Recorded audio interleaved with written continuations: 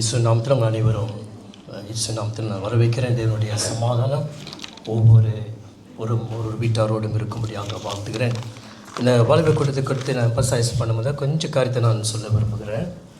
காலைல வந்திருக்கும் போது பாஸ்டர் ரூபன் அவர் சொன்னார், 9வது மாதம் 20 சம்திங்கில் பால் படிடி தெரியுமா? பால் படிடி ஆஸ்திரேலியாவில் இருக்கிறாரு. அவர் இந்த இடத்துல 2 நாள் வாலிப கூட்டம் நடத்த போகிறாங்க. ஆஸ்திரேலியாவிலேருந்து டீம் இறங்கி 2 நாள் இந்த இடத்துல நம்ம வாரம் செப்டம்பர் அதுக்கு அடுத்து 20 நடக்க போகிறது. இது கேட்டோன்னே எனக்குள்ள ஒரு கன்ஃபர்மேஷன் போல் ஆண்டவர் ஏதோ ஒரு காரியத்தை சொல்கிறாரு. அது நம்ம இடத்துல முதல்ல நம்ம ஆரம்பித்து அதுக்கடுத்து ஆஸ்திரேலியாவில் அவங்க 2 நாளுங்க வாலிப கூட்டத்தை செய்ய போகிறாங்க என்று. அப்போ பசுரூப நான் சொன்னதை கேட்டு நான் நினச்சேன், ஓகே மனைவி கரெக்டாக தான் ஆண்டோட சத்தத்தை கேட்டிருக்கிறாங்கன்னு. ஆண்டவர் காரியத்தை செய்வார். நம்ம இணைந்து இதில் செயல்படுவோம் என்றால் தெய்வன் அவருடைய காரியத்தை செய்ய முடியும். ஆமென். ஜெபிப்போம். தகப்பனே உமக்கு நன்றி செலுத்துகிறோம் ஆண்டவரே. பிதாவை இந்த நாளை நீர் எங்களுக்கு கொடுத்ததற்காக நன்றி செலுத்துகிறோம். அப்பா பிதாவே, நாங்கள் உம்முடைய பிள்ளைகளாக உம்முடைய வீட்டிலே சமாதானத்தோடு அமர கிருபை செய்ததற்காக நன்றி செலுத்துகிறோம். தேவனுடைய வார்த்தை எங்களுடைய வாழ்க்கைக்கு இந்த நாளில் கூட ஆவியானவர் பேசும்படியாக ஜெபிக்கிறோம். ஆண்டவரே நீர் பேசும். அந்த ஜீவனுள்ள வார்த்தை உம் இடத்துல இந்த புறப்பட்டு வரட்டும். ஆண்டவரே நான் ஒரு நாவாக இருந்து உம்முடைய சத்தம் என் மேலமாக துடிக்க பண்ணுவீராக. என்னோடும் பேசும், எங்களோடும் பேசும். இயேசுவின் நாமத்தில் பிதாவே, ஆமென். வாசிக்க கேட்போம். புக் ஆஃப் எபிசியர் அதிகாரம் 4ஆம் அதிகாரம் வசனம் 4லிருந்து 6. எபிசியர் 4ஆம் அதிகாரம் வசனம் 4லிருந்து 6. உங்களுக்கு உண்டான அழைப்பினாலே நீங்கள் ஒரே நம்பிக்கைக்கு அழைக்கப்பட்டது போல ஒரே சரீரமும் ஒரே ஆவியும் உண்டு. ஒரே கர்த்தரும் ஒரே விசுவாசமும் ஒரே ஞானஸ்தானமும் எல்லாருக்கும் ஒரே தேவனும் பிதாவும் உண்டு. ஆமென். இன்னைக்கு நான் பேசுகிற தலைப்பு ஒற்றுமையாக இருக்கிறது முக்கியமாக காணப்படுகிறது. இங்கே அப்போஸ்தலனாகிய பவுல் எபேசிய சபைக்கு எழுதும்போது சொல்கிறார், நமக்கு ஒரே தேவன் இருக்கிறார், ஒரே ஆண்டவர் இருக்கிறார், ஒரே தகப்பன் இருக்கிறார். நாம் ஒரு சரீரமாக ஒரு ஆவியாக ஒரே ஞானஸ்தானத்தை நாம் பெற்றிருக்கிறோம். அங்கே நமக்குள்ளே பிரிவினை இல்லை. ஏன்னா நம்ம தொடங்கின இந்த காரியங்கள் ஒரே காரியத்திலே தெய்வன் நம்மளை தொடக்கி இருக்கிறார். பிரசங்கி புஸ்தகத்தில் பார்ப்போம் என்றால் வேதம் சொல்கிறது, 2 பேர் இருப்பது நலமாக காணப்படுகிறது. ஒருவன் இருப்பான் என்றால் அவன் விழுவும் பொழுது அவனை தூக்கி எடுப்பதற்கு ஆட்கள் இல்லாதபடிக்கு காணப்படும். ஆக 2 பேர் இருக்கும் பொழுது அவங்க இணைந்து வேலை செய்யும் பொழுது அந்த காரியத்திலே அவங்க சரியான ஒரு காரியத்தை பார்க்க முடியும். தெய்வன் இந்த பூமியிலே மனுஷனை படைக்கும் பொழுது, மனிதன் குலம் இந்த பூமியிலே வரும் பொழுது அவர் முதலாவது ஆதாமை படைத்தார். இதை ஆதாமை படைத்து அவன் வாழும் பொழுது அவனுக்குள்ளே ஒரு காரியம் என்னதென்றால் அவன் அறிய வேண்டும், அவன் ஒன்றியாக ஒரு காரியத்தை செய்ய முடியாது. தேவன் சொன்னால் மனுஷன் தனிமையாக இருப்பது நலமில்லை என்று அவனுக்கு ஏற்ற ஒரு துணைவியை தேவன் என்ன செய்தார்? மனிதனுக்கு படைத்தார். அவங்க 2 பேரும் தேவனுடைய சாயலாக இருந்து அவங்க 2 பேரும் தேவனுக்கு அடுத்த காரியத்தில் இணைந்து செயல்பட வேண்டும். இந்த பூமியில செய்ய வேண்டிய காரியத்தை அவங்க 2 பேரும் இணைந்து செயல்பட வேண்டும். இந்த பூமியிலே அவங்க ஆளுகை செய்ய வேண்டும். 2 பேரும் இணைந்து தான் இந்த பூமியிலே ஆளுகை செய்ய வேண்டும். மனிதன் என்று வரும் பொழுது, தேவனுக்கு அடுத்த காரியத்தை செய்ய வேண்டும் என்று வரும் பொழுது அங்கே ஒற்றுமை தெய்வன் ஸ்தாபித்து வைத்திருக்கிறார். இந்த காரியத்தை நம்ம மறுதலிக்க முடியாது. தெய்வன் ஒற்றுமையாக தான் அவருடைய காரியத்தை இந்த பூமியில செய்யும்படியாக அவர் செய்திருக்கார். தன் வேதத்தில் வாசித்தோம். அவர் பிதா கிறிஸ்து இயேசு மூலமாக பரலோகத்தின் குடும்பத்தையும் பூமியின் குடும்பத்தையும் ஒன்றாக இணைத்திருக்கிறார். இந்த குடும்பத்திலே உங்களையும் என்னையும் எப்படி இணைத்தார் என்றால், நாம் பரிசுத்த ஆவியானவர் மூலமாக மறுபடியும் ஆவியிலே பிறந்ததினாலே நாம் என்ன செய்தோம்? தேவனுடைய வீட்டிலே அவருடைய பிள்ளைகளாக நாம் பிறந்திருக்கிறோம். அவருடைய வீட்டிலே பிள்ளைகளாக பிறந்த நீங்களும் நானும் அவருடைய இரத்தத்தினாலே கழுவப்பட்டிருக்கிறோம், அவருடைய ஆவினாலே நிரப்பப்பட்டிருக்கிறோம், அவருடைய ஞானஸ்தானத்துக்குள்ளே எல்லாவற்றையும் நான் கடந்து போய்க்கிறோம். ஆகியால் நமக்குள்ளே எந்த ஒரு பிரிவினும் இல்லாதபடிக்கு தேவன் ஒன்றாக தான் ஒரு மனிதனை வைத்திருக்கிறார். ஆனால் இந்த ரெண்டு மனுஷர்கள் ஆதாமும் ஏவாளும் இணைக்கப்பட்டோம் இல்லை, நம்ம தேவனுடைய குடும்பமாகி யாராக இணைக்கப்பட்டாலும் நமக்கு இருக்கிற ஒரு நோக்கம் என்னவென்றால், அங்கே கிறிஸ்துவானவர் இருக்க வேண்டும். ஆதாமும் ஏவாளும் தேவன் படைத்தார். ஆனால் இவங்களுடைய நோக்கம் யாராக இருக்க வேண்டும் என்றால் தேவன் மேல் இருக்க வேண்டும். இந்த பரலோகத்தின் குடும்பத்தையும் பூலோகத்தின் குடும்பத்தையும் ஒன்றாக இணைத்தார். இந்த ரெண்டு குடும்பமும் ஃபோக்கஸ் யார் மேலே இருக்க வேண்டும் என்றால் கிறிஸ்துவின் மேலே இருக்க வேண்டும். இந்த ஃபோக்கஸ் விலகி போகும்போது தான் அங்கே என்ன நடக்கிறது? ஒரு பிரிவினை காணப்படுகிறது. ஒரு தகப்பனுக்கு ரெண்டு குமாரன் காணப்பட்டார். நம்மளுக்கு தெரியும், ஒருவன் முற்ற குமாரன், ரெண்டாவது இளைய குமாரன்.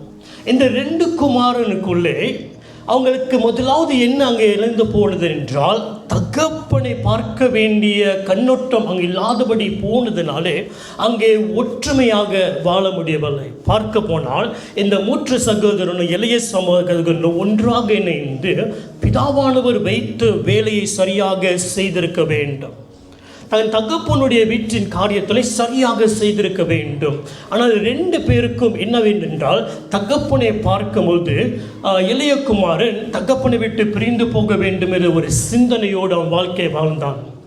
மூத்த குமாரன் தன்னை தகப்பனை பார்க்கும்போது ஒரு வேலைக்காரனாக பார்த்தான். இந்த ரெண்டு சிந்தனையும் என்ன செய்து விட்டது? தகப்பனோடு சேர்ந்து வாழக்கூடாதபடிக்கு ஒரு தடையை போட்டுவிட்டது. அங்கே சரியான ஒரு ஃபோக்கஸ் இல்லாததினாலே அவர் விரும்புகிற காரியத்தை இந்த பூமியில செயல்பட முடியவில்லை. இயேசு கிறிஸ்து மனுஷனாக இந்த பூமிக்கு வந்தார்.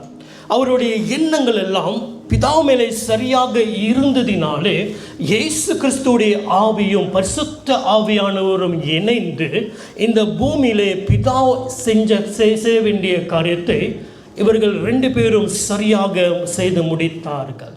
அல்லேலூயா, ஆமென். ஆகையால் தேவனுடைய காரியத்திலே தேவன் சிருஷ்டித்த உலகத்திலே பூமியில் நாம் வாழுகிறோம். நமக்கென்று ஒரு திட்டங்களை வைத்திருக்கிறார். இந்த திட்டத்தை நிறைவேற்ற வேண்டும் என்றால் நீங்களும் நானும் ஒற்றுமையாக நாம் செயல்பட வேண்டும். இந்த ஒற்றுமை கண்ணோட்டம் யார் மேலே இருக்க வேண்டும் என்றால் நம்மை விசுவாசத்தில் துடைக்கின இயேசு கிறிஸ்து மேலே இருக்க வேண்டும். அல்லேலூயா. யோசுவா 2ஆம் அதிகாரத்தை திருப்பிக் கொள்ளுவோம். யோசுவா 2ஆம் அதிகாரம் 1வது வசனத்தை நாம் வாசிக்க கேட்கலாம். நூனின் குமாரனாகிய யோசுவா சித்தி மீதிலிருந்து வேவுக்காரராகிய 2 மனுஷரை ரகசியமாய் வேவு பார்க்கும்படி அனுப்பி, நீங்கள் போய் தேசத்தையும் எரிகோவையும் பார்த்து வாருங்கள் என்றான். அவர்கள் போய் ராகாப் என்னும் பேர் கொண்ட வேசியின் வீட்டுக்குள் பிரவேசித்து அங்கே தங்கினார்கள். இங்க நம்மளுக்கு தெரிந்த ஒரு காரியங்கள், மோசே மரித்த பின்பு இந்த இஸ்ரவேல் ஜனங்களை மீண்டுமாக வழி நடத்துவதற்கு இந்த யோசுவாவை தேவன் தேர்ந்தெடுக்கிறார். இந்த யோசுவா மேலே பெரிய ஒரு பொறுப்பை தேவன் வைக்கிறார். இவர் ஏறக்குறைய ஒரு 5 மில்லியன் பீப்புள் இருக்கலாம். இவ்வளோ மில்லியன்ஸ் தமிழ் என்ன சொல்லுவாங்க? மில்லியன்ஸ் அது கோடியா? கோடினா 5 கோடி 50 கோடியா? நீங்களே பார்த்துக்கீங்க. ஸோ இந்த மில்லியன்ஸ் கணக்கான ஒரு ஜனங்களை நடத்த வேண்டும்.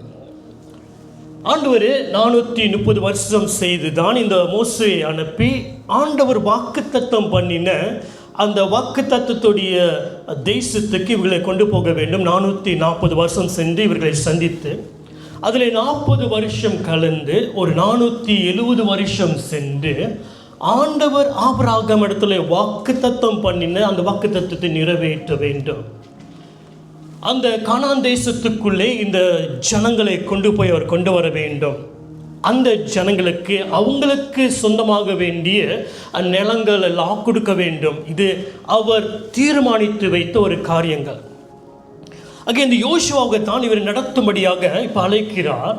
இந்த யோசுவா அந்த பயணத்தை ஆரம்பிக்குவதற்கு வேதம் சொல்கிறது, அவர் 2 பேரை என்ன செய்தார், தேர்ந்தெடுத்து ஒரே நோக்கத்துக்காக நீங்கள் போய் அந்த பட்டணத்தை அந்த நிலத்தை ஸ்பாய் பண்ணுங்க, வெய்து பார்த்து விட்டு மீண்டுமாக வாருங்கள் என்று ஒரு வேலையை கொடுத்து ஒரு நோக்கத்தை கொடுத்து இந்த 2 பேரையும் அனுப்பினார். எப்படி ஆதாமும் ஏவாளும் தேவன் படைத்து ஒரு நோக்கத்தோடு இந்த பூமியில் வைத்ததை போல யோசுவா இவர்களை தேர்ந்தெடுத்து இவர்களை அனுப்புகிறார்.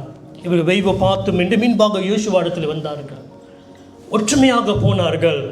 இவர்கள் நோக்கம் என்ன? யோசுவா கொடுத்த தேவனுடைய திட்டம். யோசுவாக்கு யார் இந்த திட்டத்தை கொடுத்தால்? தேவன் கொடுத்தார்.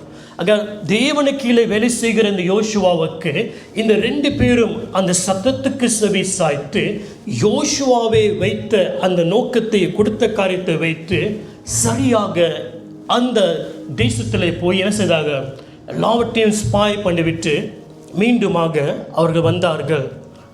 இவர்கள் 2 பேர் மூலியமாக அந்த பட்டணத்துக்குள்ளே ஜோர்டானுடைய காரியத்தை தாண்டி சந்திப்பதற்கு இவர்கள் என்ன செய்தார்கள், இந்த ஒற்றுமையானது தேவனுடைய சித்தத்தை செய்வதற்கு அங்கே செயல்பட்டது. அங்கே பூமியில் தேவன் யார் மூலியமாக செயல்பட விரும்புகிறார்? தன்னுடைய ஜனங்கள் ஒற்றுமையாக இருக்கிறது மூலியமாக செயல்பட விரும்புகிறார். இயேசு கிறிஸ்து பிதா ஏதேன் தோட்டத்தில் வாக்கு தத்தம் பண்ணின காரியத்தை நிறைவேற்றுவதற்காக இந்த பூமியில் வந்தார். ஏறக்குறைய 4000 வருஷங்கள் கடந்து இயேசு கிறிஸ்து இந்த பூமிக்கு வருகிறார். இந்த பூமியில் இயேசு கிறிஸ்து வந்து அவர் சுவிசேஷத்தை பிரசங்கிக்கிறார். அந்த சுவிசேஷம் மீண்டுமாக தொடர்ந்து போக வேண்டும் என்று அவர் நியமிக்கிறார்.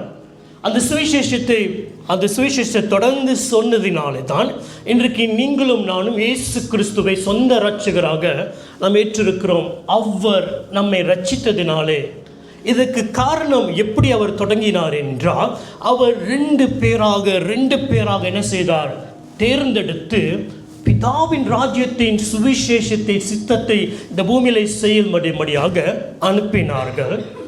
அவர் 2 பேரும் என்ன செய்தார்கள், இயேசு கிறிஸ்து சொன்ன வார்த்தைக்கு கீழ்ப்படிந்து சுவிசேஷத்தை பிரசங்கித்து பிசாசை விரட்டி வியாதிகளை சுத்தப்படுத்தி மீண்டுமாக அந்த வேலைகளை செய்து முடித்து மீண்டுமாக இயேசு இடத்தில் திரும்பி வந்தார்கள். வேலை இயேசு கொடுத்தார்.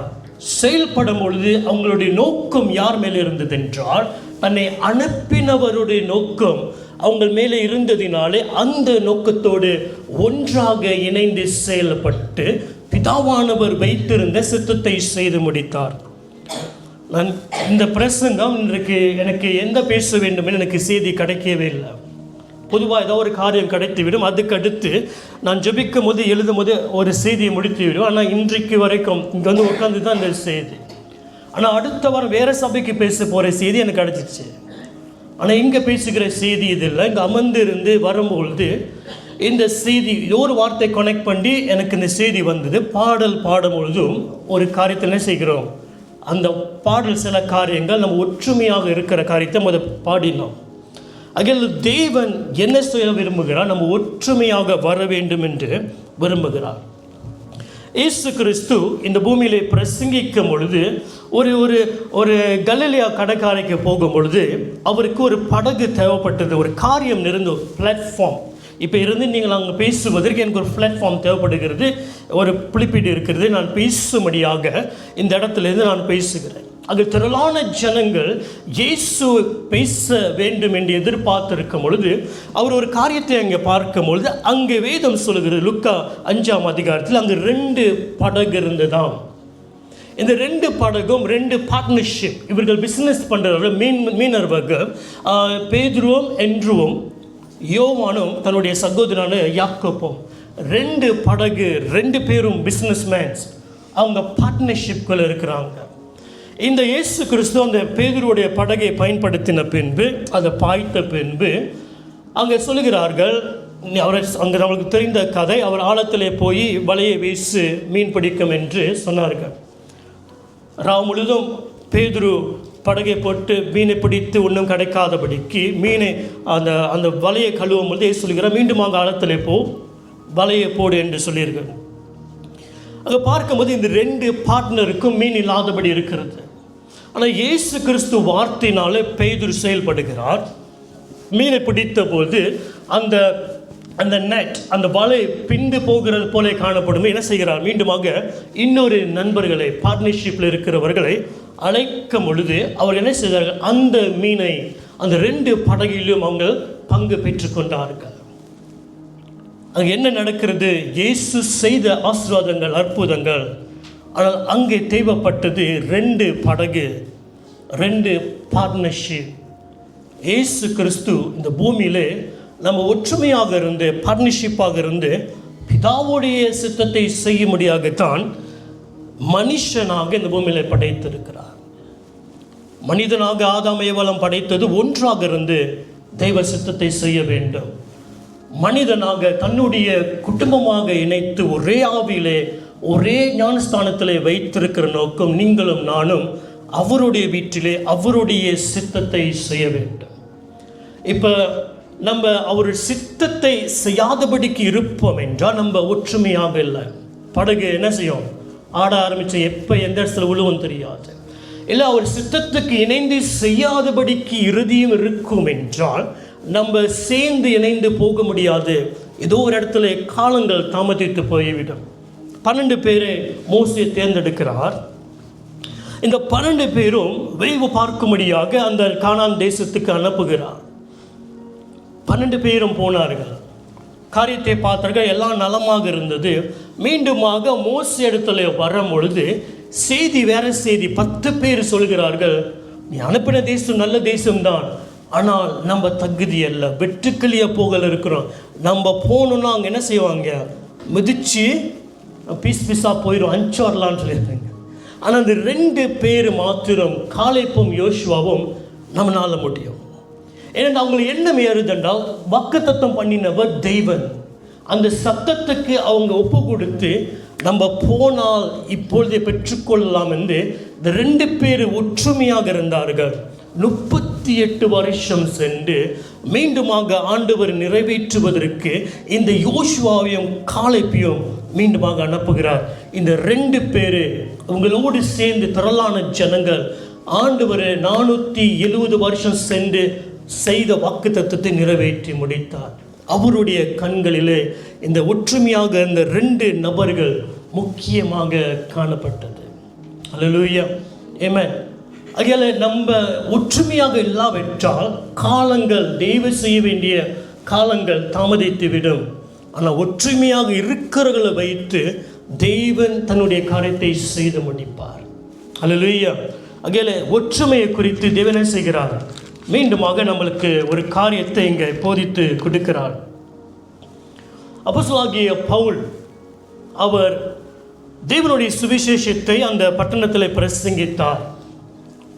ஆனால் அந்த இடத்துல ஒரு சத்துரு பிசாசை வரட்டினதினாலே அந்த பிசாசு அந்த பிள்ளையை விட்டு பிரிந்து போடுதுன்னா அந்த நபருக்கு பிஸ்னஸ் இல்லாதபடி போய்விட்டது. ஏன்னா அந்த பிள்ளை என்ன செய்யுது, ஒரு குறி சொல்லுகிற ஒரு பிள்ளையாய் காணப்பட்டது. ஆகையால் அந்த ஆவியை வரட்டுறதுனாலே, அந்த குறி சொல்ல முடியாதனாலே, அந்த நபருக்கு வேண்டிய பணங்கள் சேர முடியாத போனதுனாலே அந்த நபர் என்ன செய்தார், அந்த இடத்துல தவறான காரியத்தை செய்து இந்த பவுலையும் சீலாசையும் ஜனங்கள் அடித்து வேதனைப்படுத்தினார்கள்.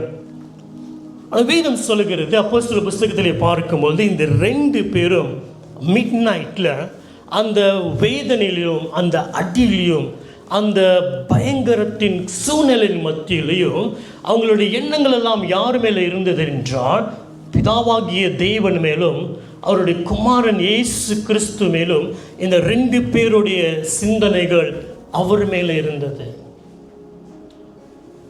துன்பங்கள் பட்டார்கள், வேதனை பட்டார்கள், அடிக்கப்பட்டார்கள், சித்திரவதம் பட்டார்கள். எக்ஸ்பர்ட் சொல்கிறாங்க, அப்போஸ்தலனாகிய பவுல் எழுதினார் என்றால் அவர் பெரிய பெரிய எழுத்தில் எழுதுவாராம். ஏன்னால் அவர் அடிபட்டு அவருடைய கண்கள் பாதிக்கப்பட்டதுனால அவர் எழுதும் பொழுது அவர் எழுத்தெல்லாம் பெரிதாக இருக்கும். ஆகையால் அவ்வளவு அடி இந்த பவுல் வாங்கியிருக்கிறார் தன்னுடைய வாழ்க்கையிலே. அது மத்தியிலே இவர்களுடைய எண்ணங்கள் எல்லாம் தேவன் மேலே இருந்ததினாலே அது ஒற்றுமையாக அங்கே இணைத்து, நமக்கு தெரியும் அந்த நேரத்தில் அவங்க தேவனை துதித்து பாடினார்கள். அங்கே இருக்கிற சிறைச்சாலையின் கதவுகள் உடைந்தது, சங்கிலிகள் உடைந்தது, ஜனங்கள் விடுவிக்கப்பட்டார்கள். அந்த பிரிசனுடைய ஆபீசர் ரட்சிப்புக்குள்ளே வந்தான். அல்லேலூயா, ஆமென். அங்கே இந்த ஒற்றுமையாக வருகிறது நம்மளை படைத்த ஆண்டவருக்கு முக்கியமாக இருக்கிறது. நம்ம படைத்தவருடைய சிந்தனையோடு வாழுகிற ஜனங்களாக வாழ வேண்டும். ஆதி சபையிலே பார்க்கும்போது வேதம் சொல்கிறது அவங்கள் ஒரே எண்ணங்களும் ஒரே சிந்தனையுமாக இருந்தார்கள். தெய்வன் தம்முடைய காரியத்தை செய்ய முடிகிறது. ஆமென்.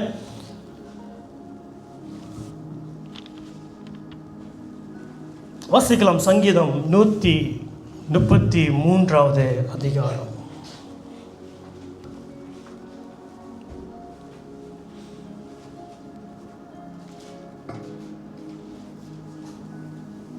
ஒன்றாம் வசனம் 2ஆம் வசனம்.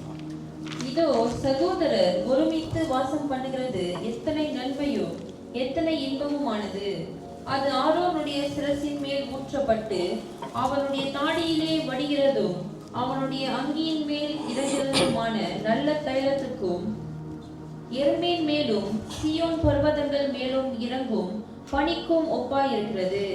ஆமென். இது நமக்கு அனைவருக்கும் தெரிந்த ஒரு சங்கீதம். சகோதரர்கள் ஒன்றாக வாசம் செய்கிறது எவ்வளவு நன்மையும் இன்பமாய் காணப்படுகிறது. 120 பேர் ஒன்றாக வாசம் பண்ணினார்கள். அவங்க பெற்றுக்கொண்டது என்னெல்லாம்? பெரிய பொக்கிஷமாகிய ஆவியை பெற்றுக்கொண்டார்கள், ஆவியானவரை பெற்றுக்கொண்டார்கள். இங்கே வேதம் சொல்லுகிறது இவர்கள் ஒற்றுமையாக வாழ்கிறது எவ்வளவு நன்மையாக இருக்கிறது. அது எப்படி இருக்கிறதாம்? இந்த ஆரோன் தலையிலே ஊற்றப்பட்ட அந்த எண்ணெய் கொண்டு அவனுடைய தாடியிலிருந்து அந்த வஸ்திரத்தின் மேலே வருகிற ஒரு காரியம் என்று. இந்த ஆரோன் யாருக்கு ஒப்பாக பார்க்கலாம் என்றால் ஆண்டவராகிய இயேசு கிறிஸ்துவுக்கு நம்ம ஒப்பாக பார்க்கலாம். அவர் பிரதான ஆசாரியனாக இருக்கிறார். சபைக்கு அவர் தலையாக இருக்கிறார். இந்த தலை அந்த சரீரத்தையும் ஒன்றாக இணைக்கிறது. தலையாக கிறிஸ்து அபிஷேகம் பண்ணப்பட்டவர், தி அனாயிண்டட் ஒன். இந்த அபிஷேகம் பண்ணப்பட்டவருடைய அவருடைய தலை கீழே நீங்களும் நானும் இணைந்திருக்கிறோம். அவர் கீழே நாம் ஒற்றுமையாக ஒன்றாக வாசித்து வருவோம் என்றால் அந்த அபிஷேகம் பண்ணப்பட்டவருடைய அதே அபிஷேகம் என்ன செய்கிறது? நம்மேலே அப்படியே இறங்கி வருகிறது.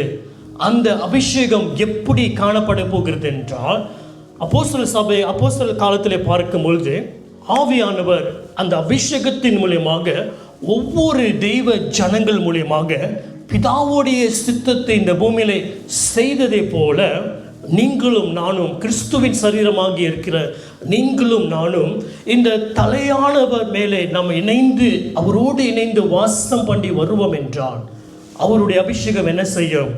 நம் மேலே இறங்கி பிதாவானவர் நம் மூலியமாக அவருடைய வேலைகளையும் கிரியைகளையும் செய்து முடிப்பதற்கு சுலபமாக இருக்கும்.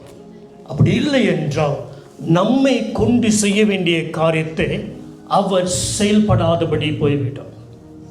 ஆமென். அகைன் நம்மளுடைய நோக்கம் எதாவது இருக்க வேண்டும். என்னுடைய தலைவர் மேலே என்னுடைய சிந்தனை இருக்க வேண்டும். என்னுடைய தலைவரோடு இணைந்து செய்யக்கூடிய ஒரு எண்ணங்கள் எனக்கு வேண்டும். ரோமர் 8ஆம் அதிகாரம் 16வது வசனத்தை திருப்பிக் கொள்வோம்.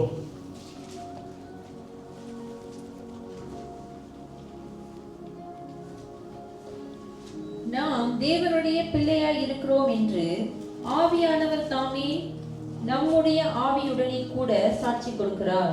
ஆமென். இங்க வேதம் சொல்லுகிறது ஆவியானவர் நம்மளுடைய ஆவியோடு சாட்சி கொடுக்கிறாராம்.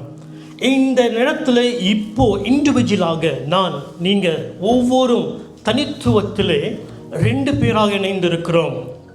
உள்ளான மனுஷனாக, உண்மையான மனுஷனாக, ஆவி, நீங்களும் நானும் ஆவியின் மனுஷன். நமக்கு ஒரு ஆத்மா கொடுக்கப்பட்டிருக்கிறது. இந்த சரீரத்தில் நம்ம வாழுகிறோம். ஆனால் உண்மையாகவே ஆவி மனுஷன்தான் மெய்யான ஒரு மனுஷன். இந்த ஆவி மனுஷனோடு சேர்ந்து இன்னொரு நபர் சேர்ந்திருக்கிறார். அப்போ நம்ம தனித்திருக்கவில்லை. நம்ம இன்றைக்கு இப்பொழுதும் நாளைக்கும் 2 பேராக தான் இருக்க போகிறோம்.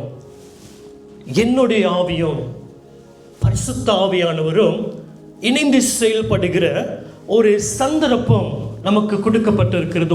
ஒரு காலங்கள் கொடுக்கப்பட்டிருக்கிறது.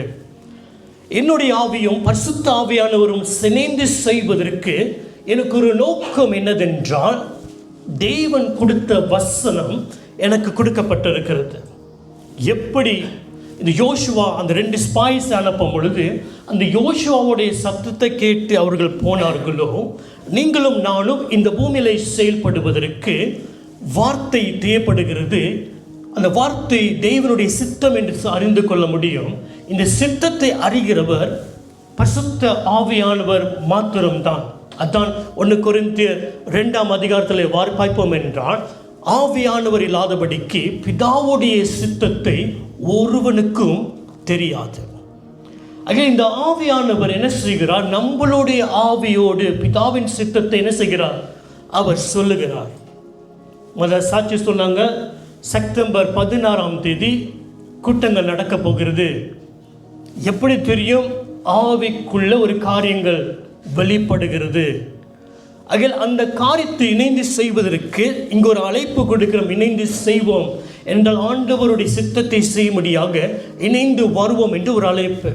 நெகேமியா தன்னுடைய அழகத்தை, தேவன் தன்னுடைய அழகத்தை கற்றும்படியாக நெகேமியாவை தேர்ந்தெடுத்தார். ஆனால் நெகேமியா ஒன்று தனித்து வேலையை செய்ய முடியாது.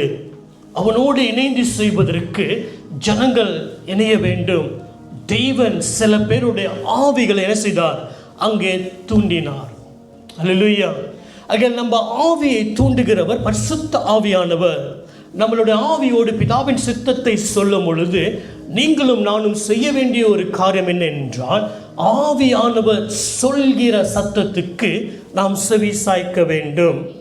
அது மாத்திரமல்ல, அந்த சத்தத்துக்கு நம் இருதயத்தை கடினப்படுத்தாதபடிக்கு நான் ஆவியானவருக்கு கீழ்ப்படிய வேண்டும். ஆமென். இயேசு கிறிஸ்து ஞானஸ்தானம் எடுக்கும் போது இவரை நேசகுமார் என்று சொன்னார். ஆனால் வேதம் சொல்லுகிறது, அதுக்கு அடுத்து ஆவியானவர் அவரை வண்ணாந்தரத்திலே அழைத்து சென்றாராம். இயேசு கிறிஸ்துடைய ஆவி பரிசுத்த ஆவியானவரோடு சேர்ந்து அந்த 40 நாள் உபவாசத்தோடு சரீரத்துக்கு எந்த ஒரு இடமும் கொடுக்காதபடிக்கு தன்னுடைய ஆவியும் பரிசுத்த ஆவியானவரை இணைந்து திரும்பி வரும்பொழுது வேதம் சொல்கிறது, பிதாவானவர் அவர் பரிசுத்த ஆவியின் வல்லமையினாலே நிரப்பி அவர் பிதாவின் சித்தத்தை 3 வருஷம் செய்து முடித்தார் என்று. அல்லேலூயா. ஆமென். உங்களுக்கும் எனக்கும் ஒரு பெரிய பொறுப்பு இருக்கிறது.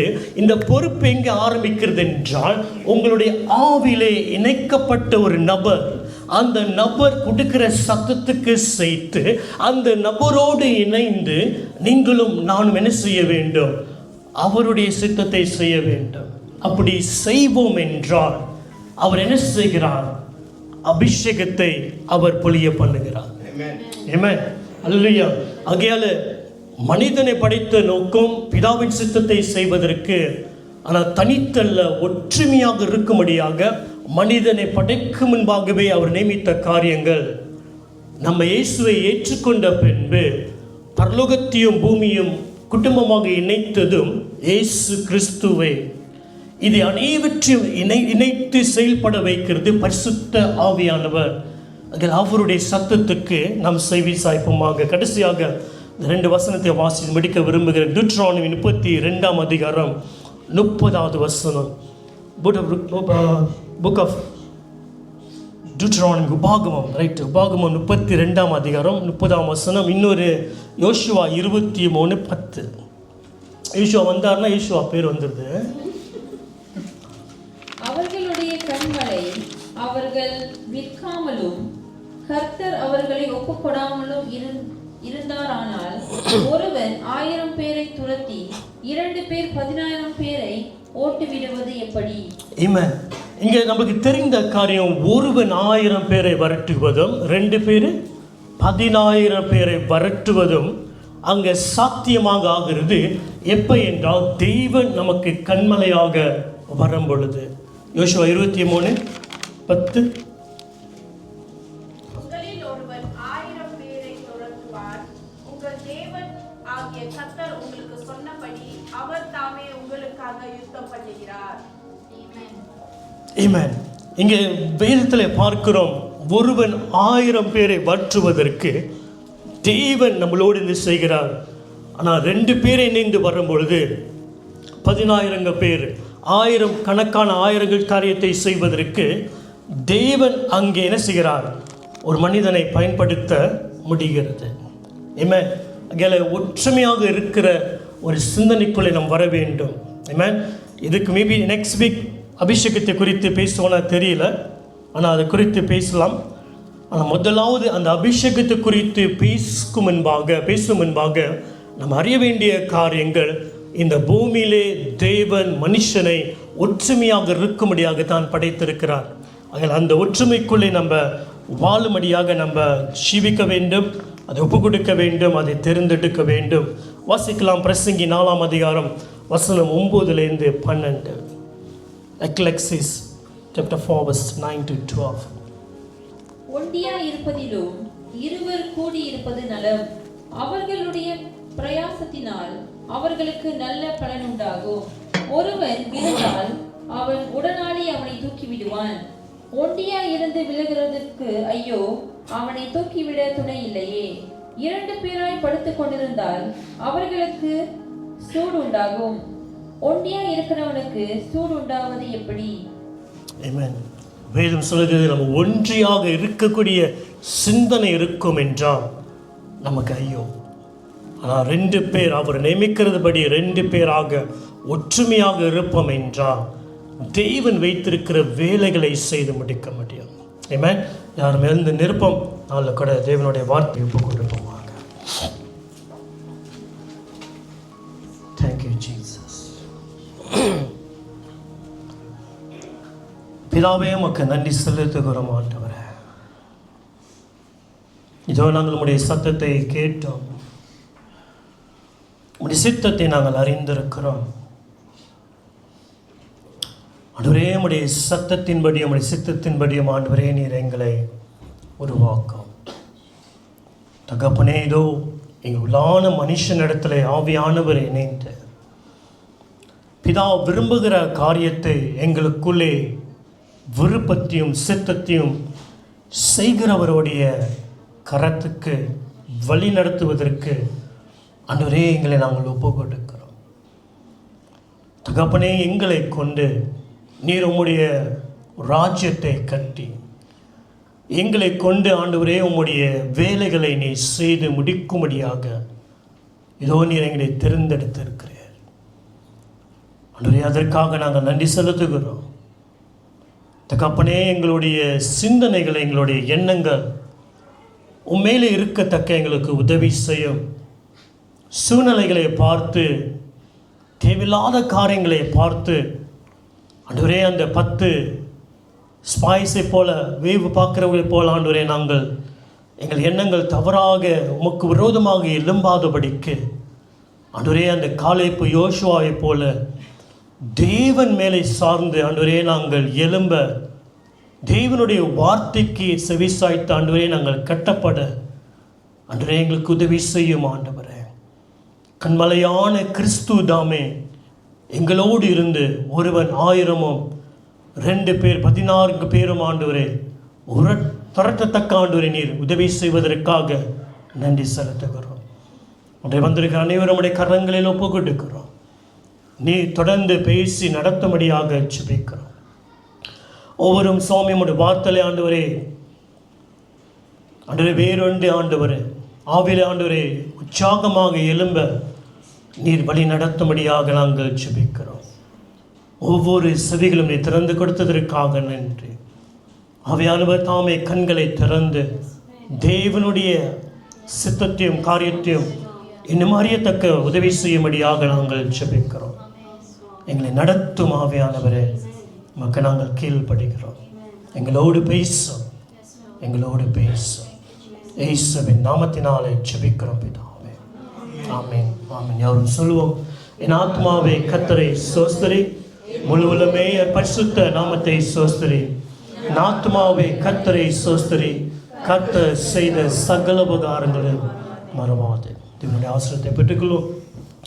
தேவன் தாமே நம்மளை ஆசீர்வதித்து நம்மளை காத்து தம்முடைய முகத்தை நம் மேலே பிரகாசித்து நம் மேலே கிருபையும் தயவும் சமாதானத்தையும் கட்டளையிடுவாராக. நம் பிதாவுடைய அன்பும் தேவகுமாரனான இயேசு கிறிஸ்துவுடைய கிருபையும் பரிசுத்தாவினுடைய அன்யோன்ய ஐக்கியம் நம்மளோடு என்றும் இருப்பதாக. Amen. God bless you. Thank you.